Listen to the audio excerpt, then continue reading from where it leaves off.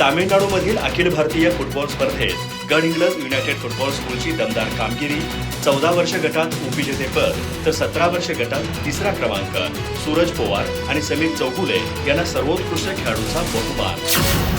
तामिळनाडूतील त्रिपूर येथे झालेल्या अखिल भारतीय आंतर अकादमी फुटबॉल स्पर्धेत गडहिंग्लज युनायटेड फुटबॉल स्कूलने उल्लेखनीय कामगिरी करत 14 वर्षे गटात उपविजेतेपद मिळवले तर 17 वर्षे गटात गोल सरासरीच्या जोरावर तिसरा क्रमांक पटकावला.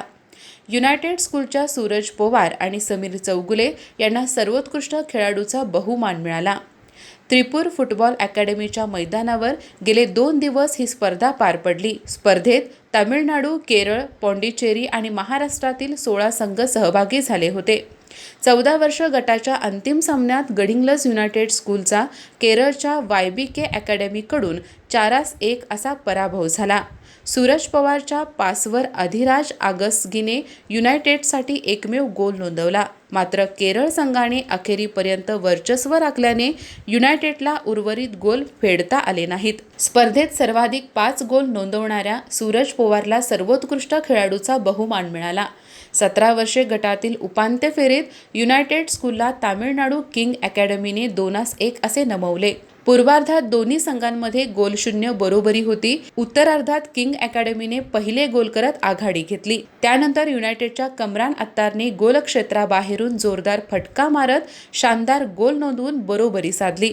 मात्र शेवटच्या टप्प्यात किंग अकॅडमीने आणखी 1 गोल करत सामना जिंकला. सरस गोल सरासरीच्या जोरावर युनायटेड स्कूलला तिसरा क्रमांक देण्यात आला. या गटात समीर चौगुलेला सर्वोत्कृष्ट खेळाडूचा पुरस्कार मिळाला. प्रशिक्षक दीपक कुप्पण्णावर आणि व्यवस्थापक आदर्श दळवी यांचे खेळाडूंना मार्गदर्शन लाभले.